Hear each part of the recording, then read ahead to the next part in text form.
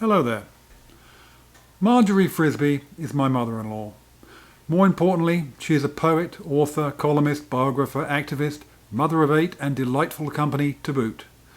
She wrote this book, it's thick, some 35 years ago and never published it. Now at the unexpected age of 97, she'd like to read it as she hasn't done for decades. I've already been reading poetry to her and anyone else for the last 9 months in what I call Poems in a Time of Plague. I post several poems a week on YouTube, and her helpmeet and caregiver Zakia has been playing them to her from her phone. Despite this lack of audio quality, she says she understands me just fine. So I thought I'd read her own book to her, as her eyes ain't what they used to be. So, if you run a publishing house, come finally put this book into print. If not, just sit back and be slightly annoyed by my accent and the slapdash video editing. I'll read it in chapters, so each will be about half an hour long, and there are 17 of them. I read this first chapter a week ago in a cabin in the North Woods, but the rest I will be reading fresh, so not as the omnipotent, all-seeing narrator, like in an audiobook. I will be you, first time on the page, and as a result I will fluff words, names, pronunciations, and just plain stumble if it gets dense. I'll do a 30-second roundup of where we are between chapters that obviously I would like you to skip by paying attention. So, let's go, shall we? Every Third House by Margery Frisbie. Chapter 1. Was Mary Lincoln crazy? Am I?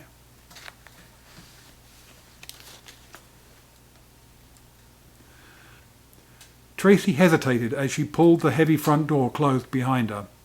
Was she really going to march down those 6 steps her mother had painted brown just last summer and take off for school? She looked over her shoulder into the dark hall and considered slipping back inside. The etched bay windows in the front staring back at her, like wide black eyes fronting on a troubled brain, offered no comfort.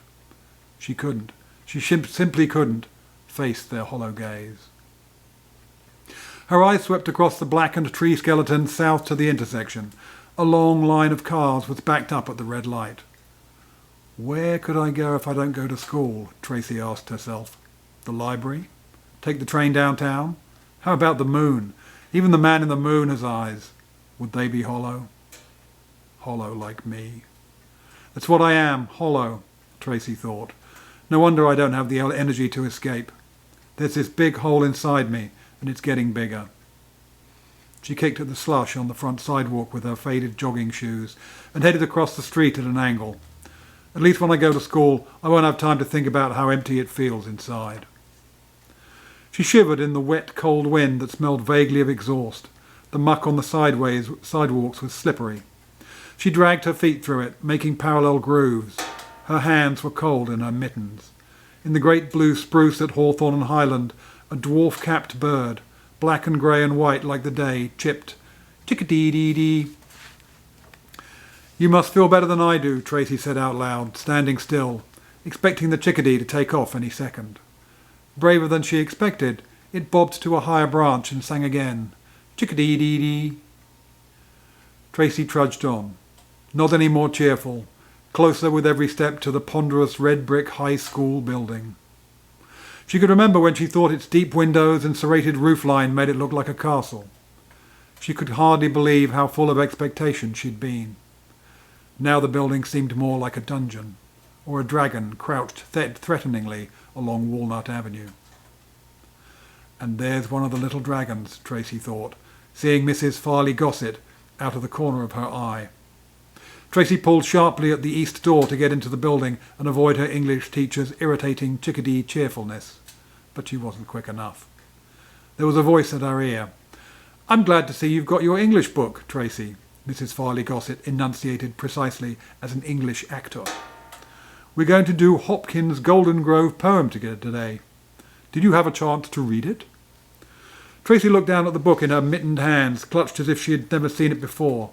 She shook her head, but she didn't look up at her teacher. "Tracy, is something wrong? You don't seem yourself this morning." They were walking towards the English teacher's homeroom. "Is there anything I can do?"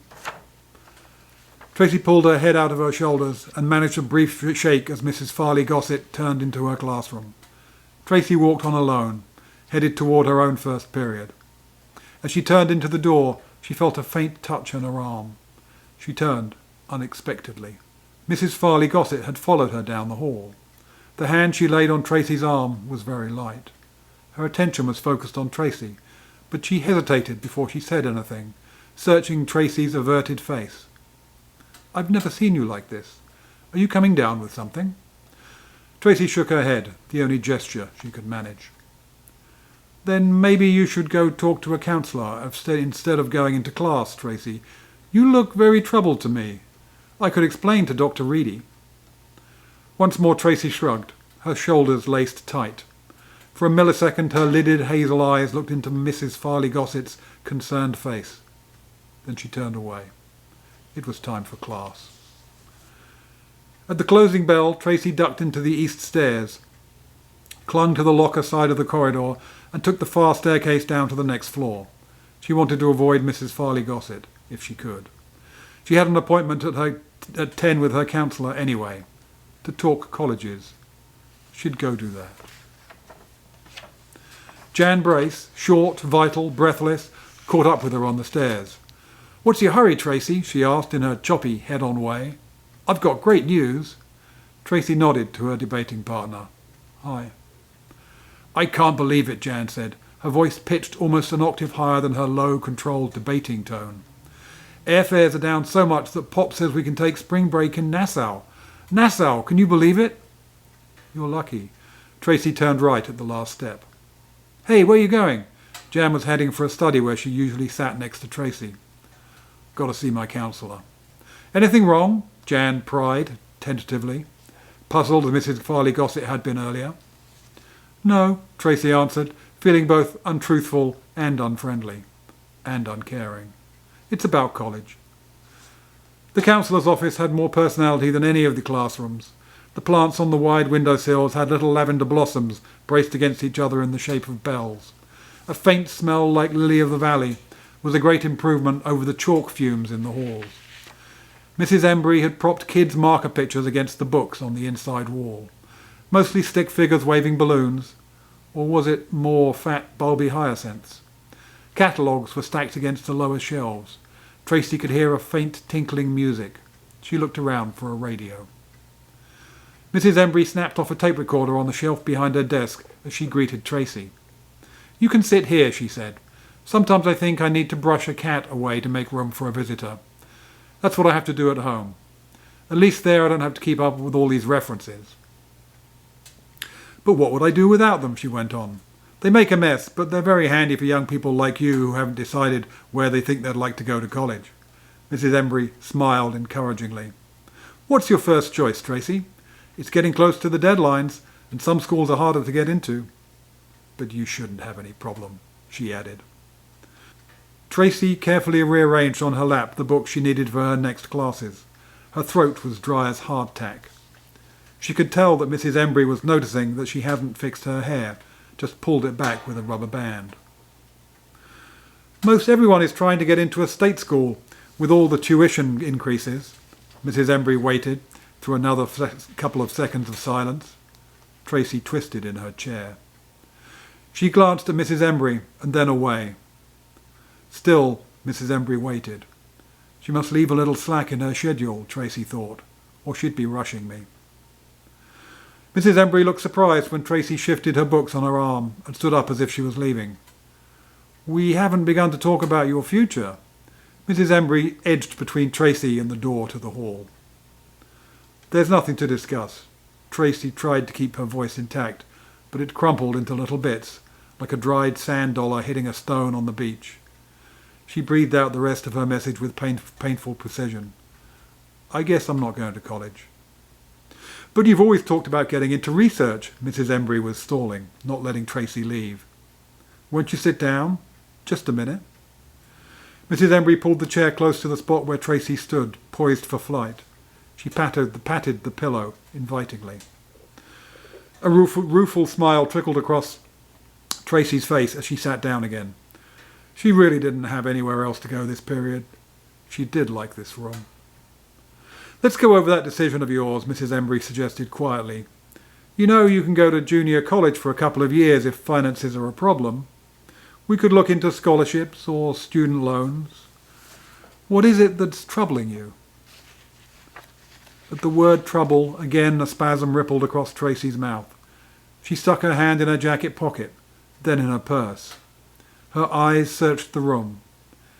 Is this what you're looking for? Miss Embry asked, offering Tracy a box of tissues. Tracy pressed a tissue against her face, now bent over the books in her lap. A piano student hit a false note in the practice room across the hall. There was a knock at the door. Firm, quick. Glancing over at Tracy, Mrs. Embry called, "Come in." She rose from her seat. Alan Dencore was hopping, he was so excited. "You'll never believe it," he panted. I saw some kind of falcon on the fence outside our kitchen window. I was getting my cereal off the stove. Something made me look up. There, 5, 6, well, maybe 8 feet away. A falcon. It couldn't have been anything else with that design around the neck. I had to tell you. Must have been a kestrel around here. The only kestrels I've ever seen were perched on high, bare limbs. Miss Embry turned to Tracy, inviting her contribution. I never see anything exciting. Tracy remembered the chickadee acting like a cheer-up bird. You're lucky, Al. He grinned, backing out. Just had to tell you guys. And now back to business, Mrs. Embry said. Why isn't a bright kid like you planning on college? Mrs. Embry perched on the corner of her desk. She leaned toward Tracy as if she had all the time in the world. Because other kids have all the luck. Mrs. Embry was quizzical. Alan saw a small falcon on his fence. And every other kid in this school gets to go away for spring break while I stay at home with a mother who won't eat an egg I make her because she thinks I'm poisoning her. Tracy. Mrs. Embry was suddenly 20 times more focused and concerned. What are you telling me? She thinks there's arsenic in her food. She feels dangerous radiation from electric outlets. She wants to stay in bed all the time. Tracy couldn't help herself now. She hadn't meant to breathe a word of this, ever. What would people think? But Jan going to Nassau was too much. Unfair. Even Alan and the falcon was a cheat. The least she could have was a falcon outside her window. Is your mother getting help? Yes, my grandmother's come. Finally. She's got her to a doctor. Tracy's face started to crumble again. She fished for another tissue. Mrs. Embry pulled some wilted leaves off her African violet in a slow, deliberate, reaching out way. Then it's you who needs help. What I need is to be like everyone else. See a falcon. Vacation in the Caribbean. Why am I the only one with a mother who stays in all the time because she thinks there's a policeman hiding outside the house, waiting to grab her? Mrs. Embry faced Tracy squarely, ignoring the fact Tracy wouldn't look up at her. You're not the only one. Oh yes, I am. Mrs. Embry formed each of her words slowly and purposefully. Now that you are facing mental illness in your family, Tracy winced, but Mrs. Embry pressed on. You will find it is everywhere. Mostly it's hidden, but it's there. I can't believe that. Tracy couldn't think of anyone's mother who acted the way hers did. Jan's? Alan's? That's because people don't want to talk about it. Did you mean to talk about your mother's condition when you came in here this morning? Mrs. Embry asked. No. The faltering chords had died away across the hall. Suddenly there was a buzz of kids skidding around the corner to their next classes. Tracy knew there would be a knock at any moment. Another kid with a college problem. Mrs. Embry was turning pages, looking at her schedule. I know you feel singled out, Tracy, as if you're the only one who was ever devastated by such a fate. And in one way you are right. Your experience is uniquely yours. Tracy pulled out of her chair. She didn't want to hear this. But the statistics show that lots of people are going through just what you are. Miss Embry went on carefully, watching for Tracy's reaction. 1/3 of all households in this country are torn apart by some kind of mental illness. Tracy's face froze. I don't believe it. Mrs. Embry shrugged her shoulders. Think of it when you're walking home. Statistically, there is someone calling for help in every 3rd house you pass. Don't get me wrong. I'm not saying that literally. You can't point to any particular house and say, there, any more than anyone can see what's going on in your kitchen. But there are people in some of those houses suffering just as terribly as you are suffering at this moment. They heard a firm knock. "Just a minute," Mrs. Embry called. "I've got an appointment this period." Miss Embry said to Tracy, "But you and I aren't finished. What do you have next period after this?" "Biology." Mrs. Embry looked at her schedule as if that hour might be a possibility. "How are you doing in there?" "Okay, it's a freshman course." Mrs. Embry nodded. "Can you miss one day?" "No, you don't need to do that. Come in when your class is over. I'll do some rearranging." Tracy went home for lunch. She couldn't bear the thought of listening to her friends compare their plans for spring break. But walking along Hawthorne reminded of Mrs. Embry's claim that the people in all these houses she had looked at every day for years. Her mind automatically counted them out, assigning disorder to 1 in 3. But she saw no signs. None of them looked at all strange. But then neither did the fat yellow brick bungalow she lived in. She stared at it from across the street, the etched windows in the bay, the overhanging eaves, the overgrown fitzers under the empty window boxes. No clues. The shades were straight across the front. The steps were swept. The wind chimes swung in the wintry breeze. No one would be able to tell anything about her house any more than she could tell any houses where people were as unhappy as she was, or her mother. Alan was watering Mrs. Embry's African violets when Tracy kept her second appointment. He was less exultant about adding a hawk to his lifetime list than he had been in the morning. "I can't really put it down," he admitted. "Didn't get a good enough look to identify it exactly, though I suppose it was a kestrel." "But you were sure it was a hawk?" "Dead sure. I looked at that page in Roger Torrey Peterson 100 times. That's how I could tell so fast." He ducked out for more water. Mrs. Embry called after him, "See you tomorrow, Alan," as she came in and closed the door firmly behind her. She took a paper towel to some of the drops dripped onto the leaves. With her back to Tracy, she said quietly, "I've been thinking of you most of the day, Tracy. It seems to me you need to get some perspective on your situation." Tracy could agree with that. "That's a good idea," she said grimly. "The school could send me to debate in Nassau. Do you think that would be far enough to give me some perspective?" Half smiling, Mrs. Embry ran her hands through her short, thick brown hair. "Yes, but I don't think a junket is likely." She was no longer ramrod straight now. There were no more trilling scales across the hall. The day was fading. "I was thinking of something more remote in time instead of space. Easier on the school's travel budget, and maybe equally effective." The room grew dimmer, seemed almost pensive. "Actually, I was thinking of Mary Lincoln. Her kid had a time with her." "She was mentally ill?" The words came reluctantly to Tracy's lips. "I don't know that. There are differing stories. But her son Robert did have her committed to a sanatorium." Tracy didn't want to know about that. She didn't think she could take any more. She was sorry she had said anything to Mrs. Embry. What did Mary Lincoln have to do with her, Tracy? "Thanks," Tracy said. "I think I'll just skip Mary Lincoln. I have to go." "Is the Ornithological Society meeting this afternoon?" Mrs. Embry asked. "I think I'll skip that too." "I'd like to get together with you again." Mrs. Embry took out her appointment calendar. To Tracy it looked as if there was a name in every square. The scales across the hall had started up again. Tracy had had it. "How about Wednesday at this time?" Mrs. Embry twisted her head, looking over the top of her glasses she'd put on to write in her book. She looked like a bird, Tracy thought. Maybe we're all birds, trying to sing our way bravely through the winter. Her lips turned up wistfully at the thought. Mrs. Embry took the half smile as consent. Tracy went home.